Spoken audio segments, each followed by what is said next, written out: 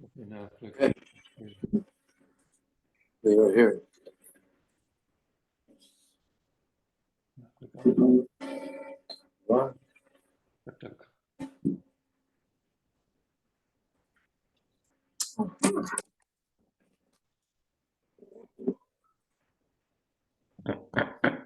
So I showed you this last week, and I just want to refresh it. I'm looking at the chart now. This is a chart of the three hypostases.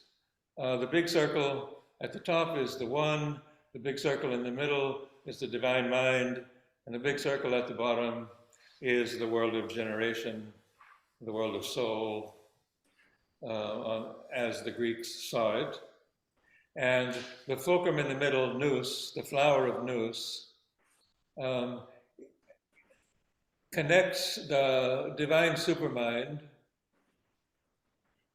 this whole world of principles and ideas, truth, power, love, beauty, and so on, with the world of gods and principles. So through these principles manifested in bodies, proportionality, mutuality, universality, which are products of the principles themselves. The origin of the principles are the gods of mind, life, and body that are emanations of this divine mind into the plane of manifestation. So individuals, souls, types, minds, senses evolve through mind, life, and body back through the original divine principles of mind, life, and body as a result of being aware of them as principles and powers. We rise in consciousness, our soul rises in consciousness to this nous, or higher mind, at a very high stage of development of which this nous becomes one with the divine mind and realizes that it is an emanation of the one itself. And so this is a Greek, more or less a Greek model, and yet it has in it the Sanskrit principles of the Mahashakti or supermind, which is symbolized by the goddesses Maheshwari, Mahakali, Mahalakshmi, and Mahasaraswati. And one of the products of this emanation of the Brahman or the Absolute through the vehicle of the Mahashakti are the two principles that are in everything on earth, the principle of Purusha or self, and Prakriti or nature. And so Prakriti and Purusha exist like, well, many schools of philosophy are based on this idea that there's a self or essence, and then there's an outer nature that expresses that essence. And both of those are products of these divine principles of mind, life, and body, symbolized by the god Indra for mind, Vayu for life, and Agni for body. Agni is the fire, the principle of fire in the soul that moves it to evolve in the direction of knowledge of principles, ethical societies, arts and philosophy and so on, and continues to empower the soul to evolve to this higher mind state where it gets to be in touch with the original ideas and through them to know the one.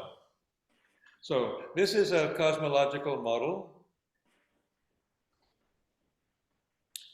that is useful in meditation.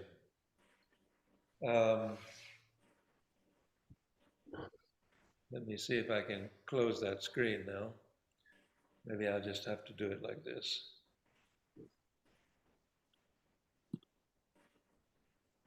Oops, that didn't work. Alan, I need to get the zoom back on this screen. It's there, but I mean they're there, but the screen is not. So I would like to go forward from that model in that direction that I mentioned before of the mythological, cosmological understanding that is the product of the right brain, the more holistic consciousness of oneness in existence, the consciousness of the divine truth of existence. This model represents the possibility of the human being rising in its evolution from mind, life, and body above to higher levels of consciousness by virtue of its soul, by virtue of the psychic being, the being of light that is in it, that is in our bodies and lives and minds. There's a fundamental principle of soul or consciousness in us that, according to Indian yoga psychology, is clouded by the life of our bodies and minds. And the practices of yoga are meant to liberate that inner fire, that psychic being, from the bonds of the life and the mind.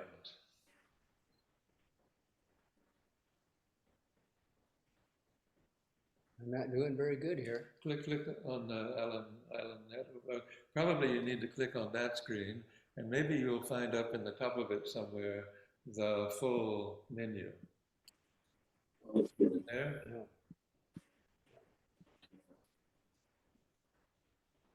Show grid video. Oh. Stop share screen. There you go. Okay. Right. Screen charge now. All right. So the liberation of the psychic being from the bonds of body, life, and mind is the primary object of yoga. All the different disciplines are based upon this assumption that is itself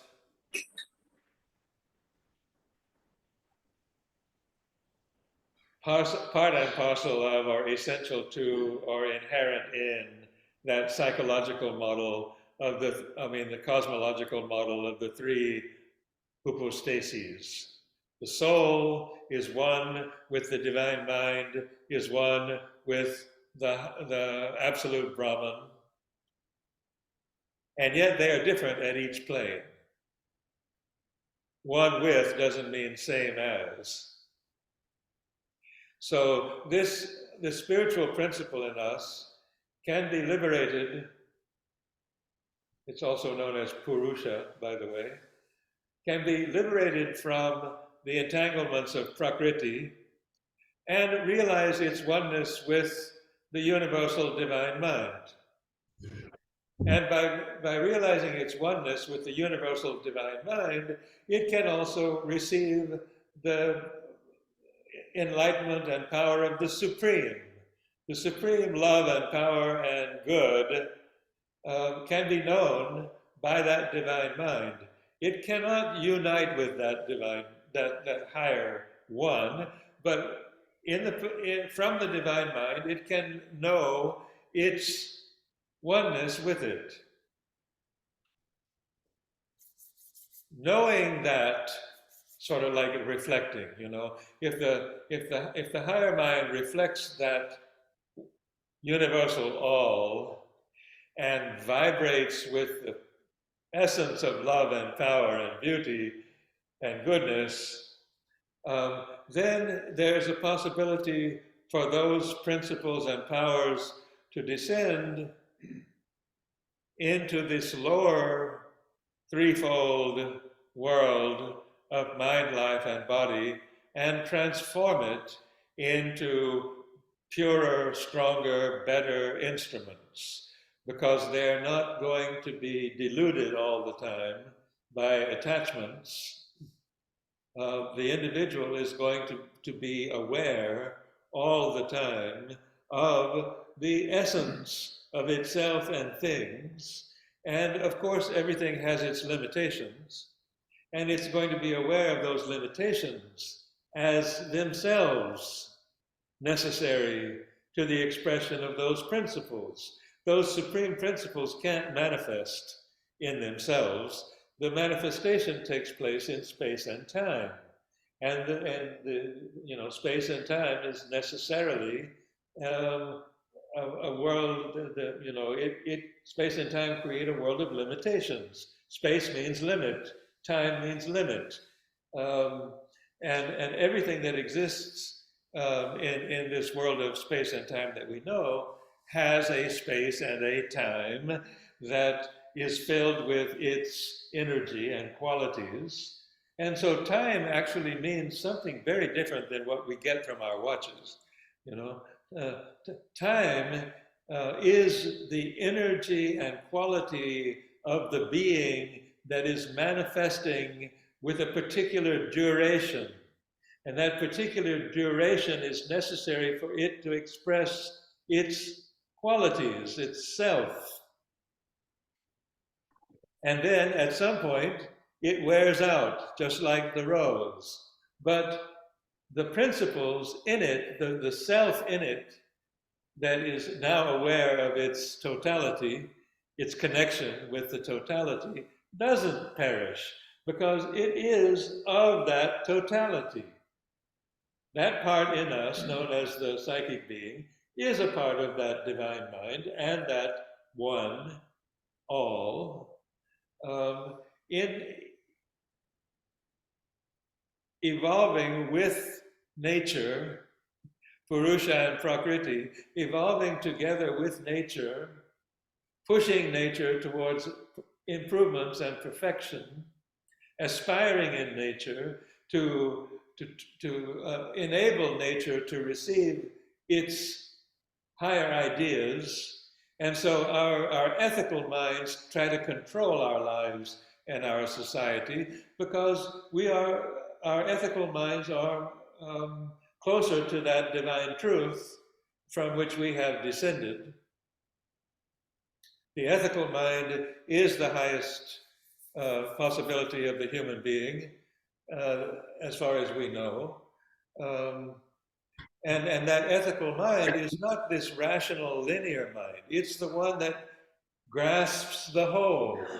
It's capable of understanding a principle like democracy, which means that everyone sacrifices to a certain extent for the well-being of the whole, and the whole sacrifices to a certain extent for the well-being of the individual. And this is an ideal principle. It still hasn't, nothing close to it has been realized on Earth yet, but it continues to be a compelling idea because it comes from the good, from the divine mind, to the higher intelligence of the human being, more or less undiluted.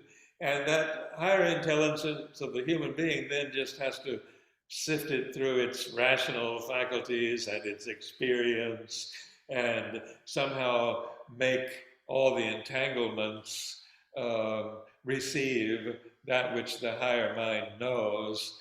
And in the process, it gets very depressed and takes drugs or something. But then it remembers that actually there's a higher truth to all of this nonsense that we experience in life. And we have to reconnect with that higher truth and become better channels for it to descend and manifest in life. And so this whole voting charade that just went on is a product of some souls and lives and minds striving to protect democracy from those idiots that want to undermine it. You can see it that way if you want to. There's always a give and take, a back and forth. This world is an evolving world, and nobody has it quite right. But in the case of democracy, for example, it's a principle that has been influencing human societies now for a few thousand years. And human societies have still not got it, but occasionally someone comes along who does get it, like Rousseau, for example, and he wrote The Social Contract, and it's an absolutely brilliant exposition of a pure form of democracy, which so far human beings have not been able to realize. But his mind was able to see and understand it perfectly. And the whole French Revolution was a product of his thinking in a certain way. And democracy today is a product of his thinking. But it's sifted through all of our academic and political lower mind processes. And we have a vague idea about democracy. But some minds know exactly what it is. And if we liberate this psychic being in us and elevate our consciousness to that plane of divine principles, we too will know what it is exactly. And we will be able to channel more and better ideas and actions into this socio-cultural mix that we relate to. Of course, we can just go with our rational deductions and try to make it work, in the typical stumbling way that we try to make things work. But the idea of yoga is that we can do better if we liberate this psychic being in us and allow it to ascend into those planes of higher mind, overmind, supermind, and stabilize in our mind, life, and body, stabilize to some extent that connection with our higher self. And so in the philosophy of yoga and the poetry of yoga, we have this idea that the inner psychic being is the lower Purusha, the lower self, and the higher self is the Purusha liberated and knowing its divine origin. And that higher Purusha then, with its connection with the lower Purusha, through the vehicle of the mind, inspires us, gives us a wider view of things, expands our consciousness. And that expansion of consciousness through the liberation of the psychic being is the aim of yoga.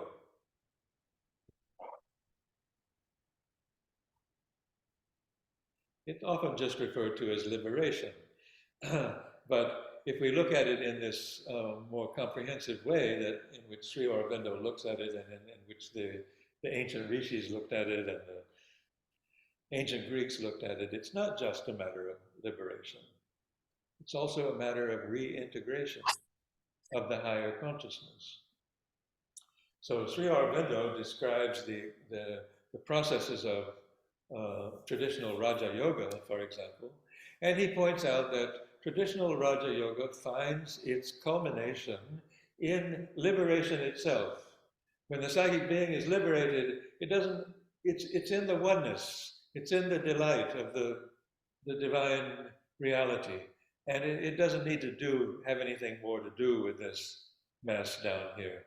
But Sri Aurobindo constantly insists that this is an evolutionary process. That force has originally descended into this potential world, and all the forms that emerge from this potential world have the aim of expressing more purely and perfectly those original principles and powers.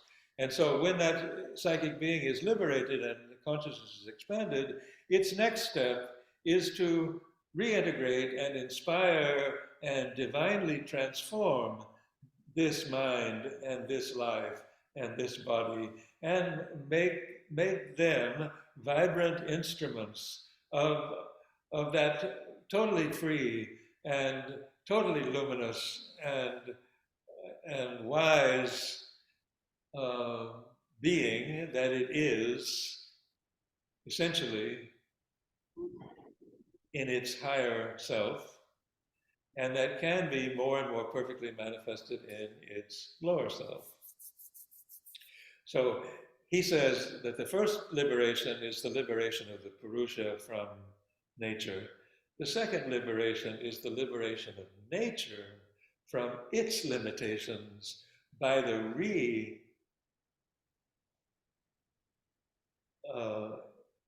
descent and reintegration of the Purusha. And then the Purusha becomes the master of Prakriti.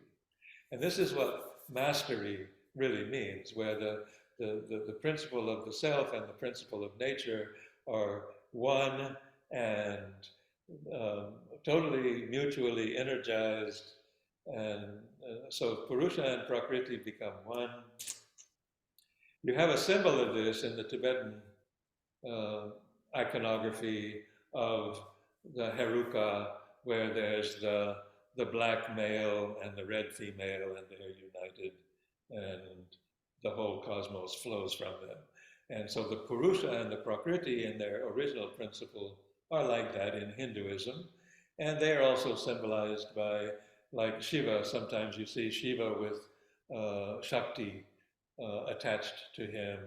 And so the dance of existence is a dance of the two principles together, but the product, which is the gods and the souls and the generations of life, are symbolized by Ganesh, who is, he's an elephant who got his head cut off as a human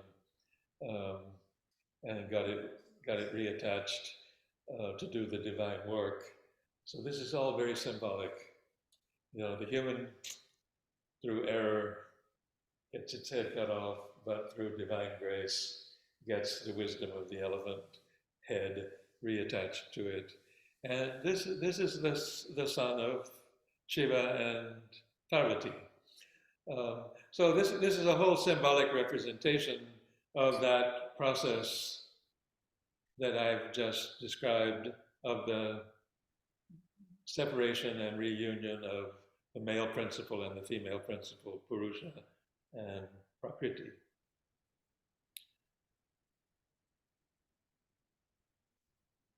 The processes of yoga are very deliberate,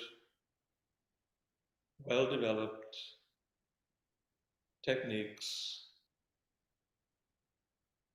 for bringing about that first liberation, and that second liberation, which is the liberation of nature from its limitations. The limitations will always be there because that's the nature of time and space, but they can also be there as perfect expressions, embodiments of principles like beauty and power and love and knowledge. Those principles can all be embodied by human beings in a much more perfect way than they typically are. Or at least that's the assumption of those who hold yoga to be of the highest value as a human activity. And so tomorrow we will go into detail into some of the practices of yoga from this more holistic and symbolic point of view. Each of the exercises of yoga, hatha yoga, has a meaning. It's not just a pure physical activity. And each of the movements of pranayama has a meaning, and not only a meaning, but a purpose, a potential for elevating and liberating the inner being. It's not an end in itself. These practices are means to something else. And similarly, on Sunday, mantra and sutra and tantra are highly developed practices that accomplish these highest aims of yoga. I think tonight I would like to chant at least one Vedic hymn, maybe two, that are addressed to the god Agni, who is the will in us, in the soul, to ascend to those higher planes of consciousness. That will is inherent in our soul, or it is our soul. The will in us that we think of as our will to save more money, or our will to eat a better diet, or our will to resolve political issues, that more superficial will is an extension or expression of the principle of will itself in us, which is the divine soul in us that wills on the physical plane, on the vital plane, and on the middle plane, whatever it possibly can, but its ultimate purpose is to emerge in the front, not to work through those cloudy outer sheaths, but to really be in the front of our lives that, and know the truth of itself and the truth of other things, and to be able to generate the kind of energy that resolves spontaneously whatever issues arise, that inspires and furthers the evolution of the human being. You know, we have that potential in us, and to liberate it and activate it is what all these practices are about. And so the mantra, which invokes that will in us, helps it to emerge and reconnect with its pure origin above. And the mantra helps that pure origin to respond to our effort, the aspiration, the reaching up, connects through sound with a subtler plane of our own existence. And that subtler plane resonates with that sound and descends a little bit into our experiential realm. And we can feel it.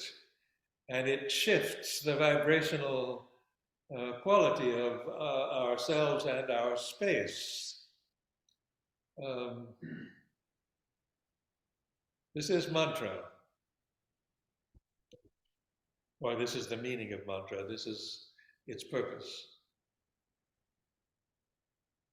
So before I do that, and at the end of which we should have a bit of silence, I would like to invite any comments or questions that you have that you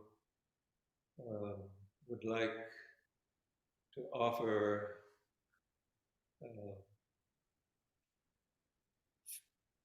to this yogic seminar.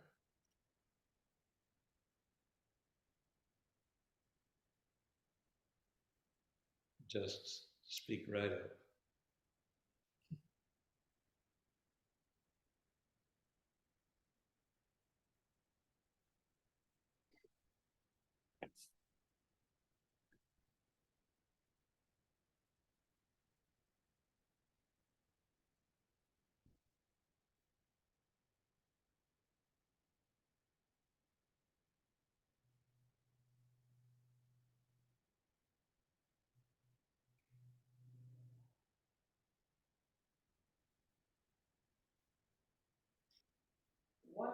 world of emotions.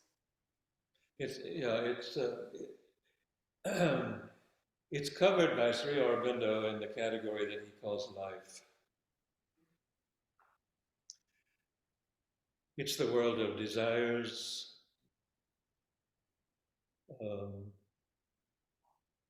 passions, which get frustrated by resistances.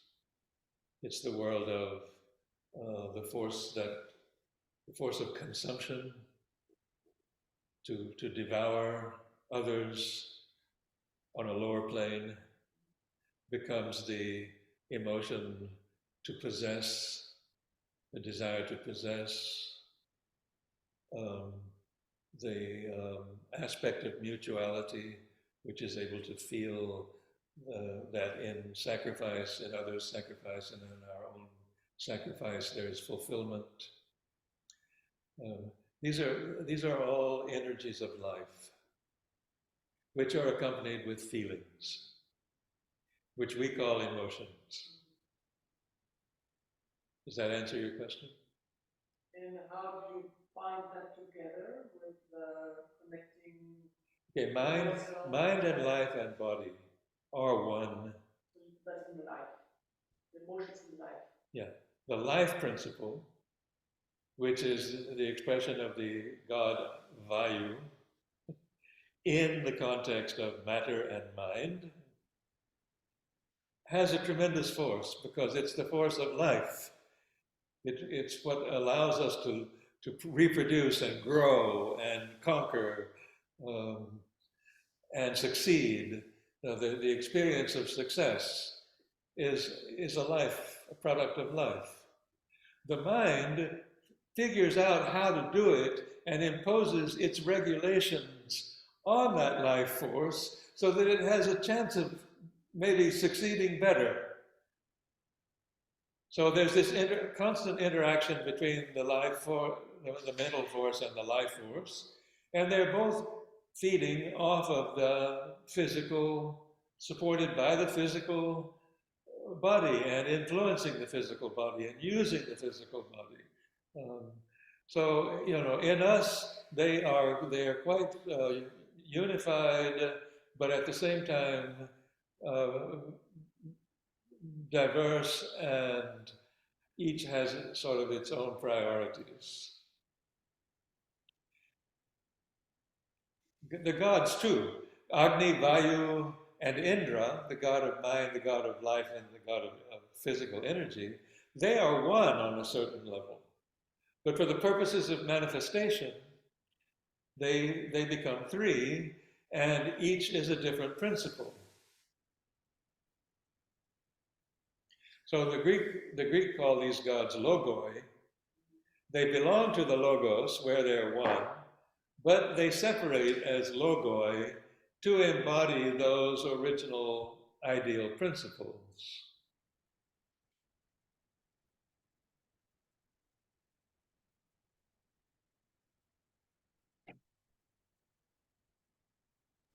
Some of the practices of yoga are more focused on life. Pranayama, for example, is about purifying the prana.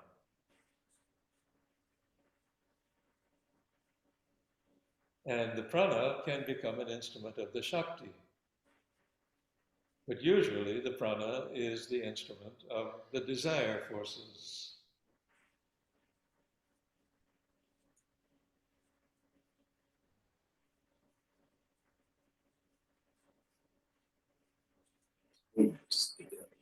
Rod, it's Kim. Yes, Kim. So I don't know if Alan informed you, but Speak up. Stacy and I had a significant loss the last few months, and More than one, I think. yeah, working with Sri Aurobindo and the mother, I've been experiencing a different kind of emotional grasping at things. Does that make sense? Absolutely. Like, so The emotions do grasp at things. right. So I got stuck on the page in Basis of Yoga about, you just touched on it, food, sex, and desire. And so what I've been noticing is my mind will think of something and I'll grab that and make it a really emotional thing. But then every once in a while, something emotional comes out of nowhere. Like there's no prelude to the emotion. You know what I mean? So it's almost like a spiritual connection. And it generally comes from within the heart, the heart center area. So I just wanted to kind of throw that out there for you because it's kind of confusing to me and it's in dream world too. I can make a couple of quick comments. First of Okay. all, the vital plane is not just us. It's not just something that takes place in ourselves. We are subject to influences on the vital plane all the time that do not originate with us. Okay. All right. Um, the same with the mind plane. The idea that our mind is just our own and can't communicate with other minds is one of the stupidest ideas that human beings have ever had. And we know that it's not true because we're in tune with other minds all the time. And it's very rare that we have anything original going on in our mind. We participate in the field of mind, and we participate in the field of life, and we do our best to maintain our integrity, so so that we can be good players on the field, then the mind, when the mind formulates the idea that we are separate, it's called ego. And in order to liberate the inner self, the psychic being, the ego must be totally and absolutely suppressed and renounced and shunned. We have to give up the idea of being a separate person. We have to be able to realize our oneness with everything on every plane. And when we do that, nothing is as bad or as good as we felt that it was before when we were separate, when we thought of ourselves as separate.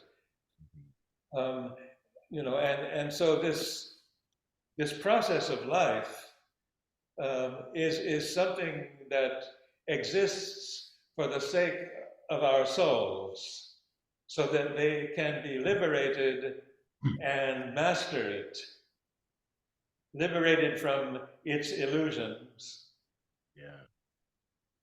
and master it from the truth, from the truth consciousness and truth force. Yeah. This is the process of evolving on a psychic level and becoming a spiritualized human being instead of a mentalized and vitalized human being.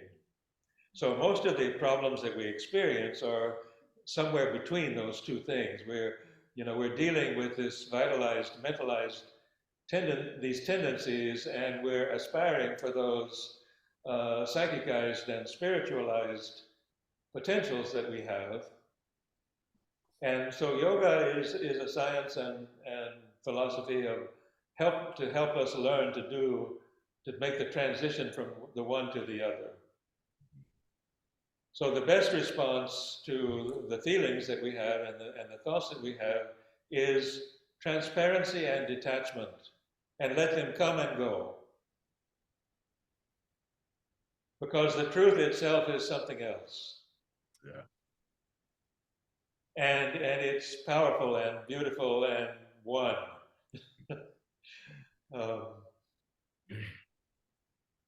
So that can be an experience. We can experience reality like that, or we can experience it the other sort of fragmented and delusional way.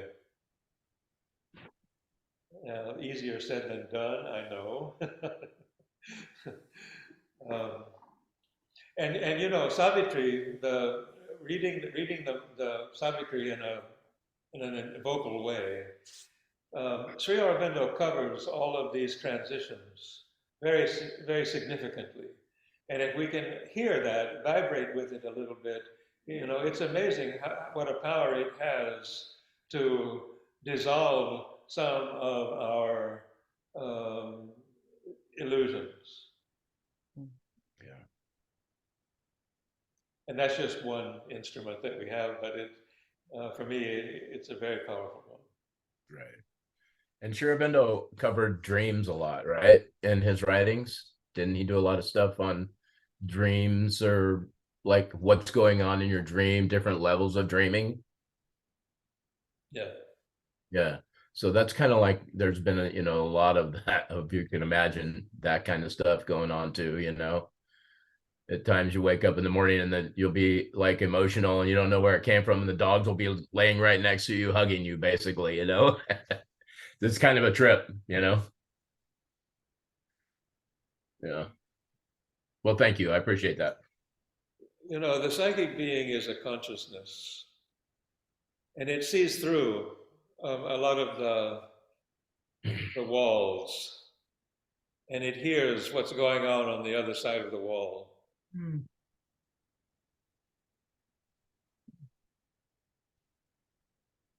So we can be aware of a lot of things that we're not aware of normally.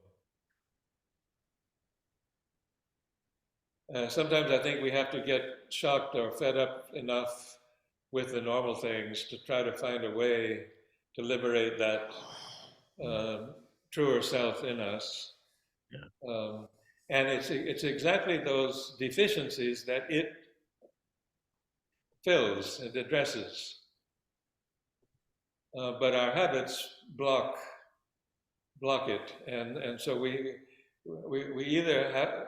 either the recipient of a sudden grace that breaks through, or we persistently practice and remember and reject the confusions and falsehoods and vagaries of our normal experience, reject, and remember and purify and expand.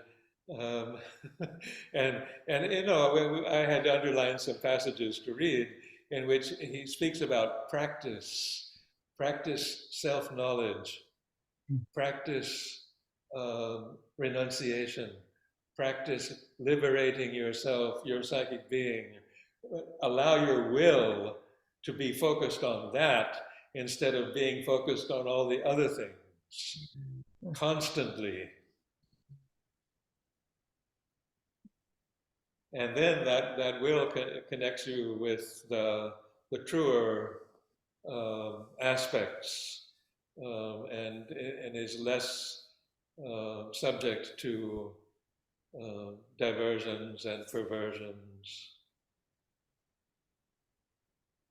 But it's a practice. Yeah. Consistent.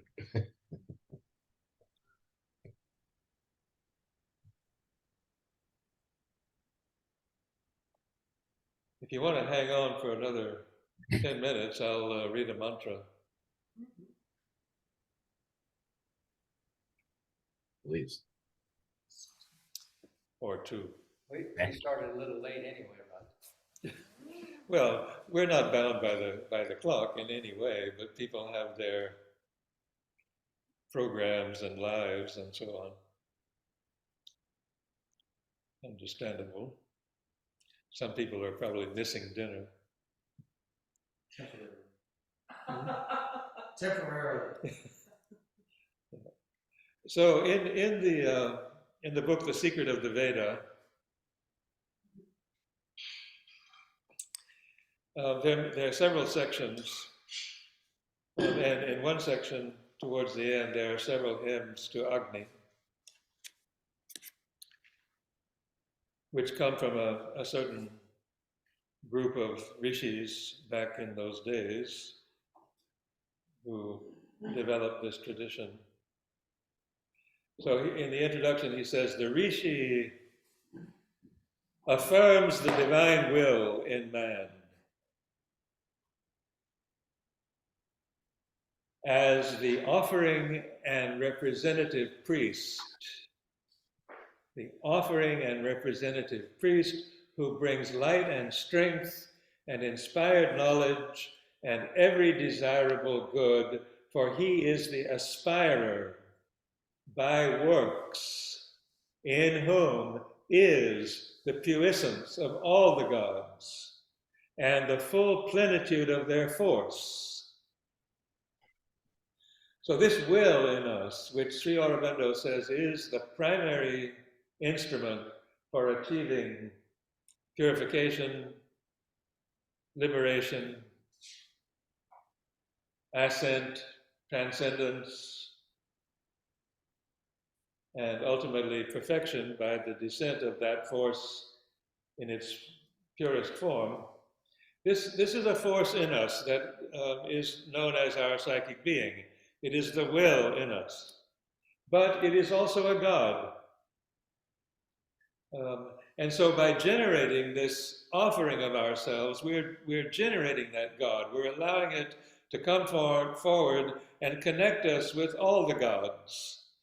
So Agni is that energy of aspiration that liberates our psychic being and connects with the divine origins of things. So that principle, that God, is being invoked by these hymns to Agni. Sing thou out by the word a vast manifestation for the shining light, for the divine, for the will, whom mortals by their expressions of his Godhead as the friend put in their front.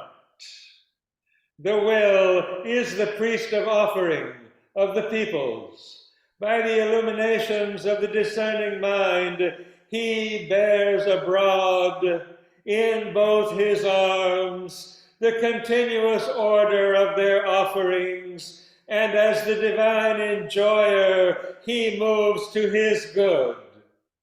In the affirmation of him, and in his comradeship, when he has increased his flame of purity, are all the lords of the plenitude. For all things are in the sound of his many voices, and on him, the aspirer, in his works, they have laid the burden of their strength. Even now, O will, may there be the full plenitude of their utter force. Around this mighty will, earth and heaven have become as if one voice of inspired knowledge. Even now, come to us, O will, hymned by our words, and bring to us our desirable good. May we who are here, and those luminous masters of knowledge, together found their blissful state of our being. March with us in our battles that we may grow.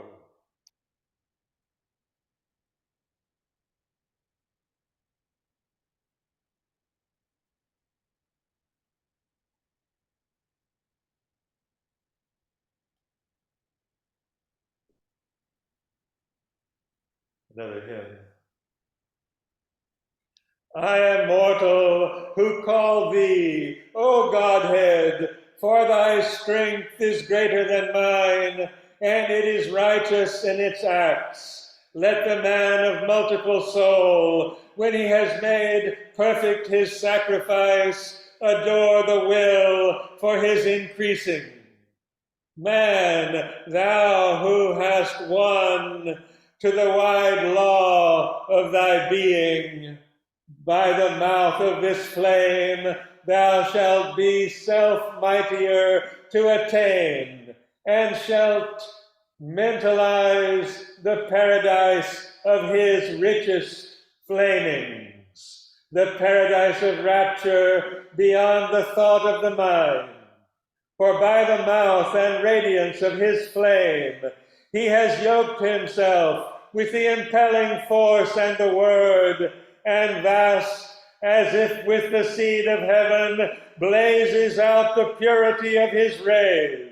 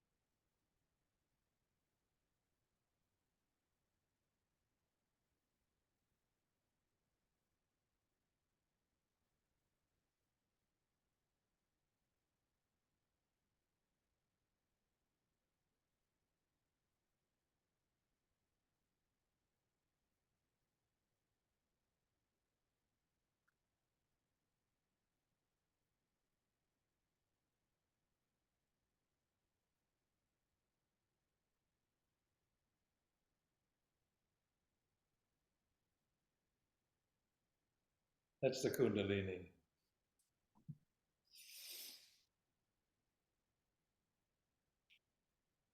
Because the energy rising upward meets that Shakti flowing downward, and it generates a movement of energy inside and outside.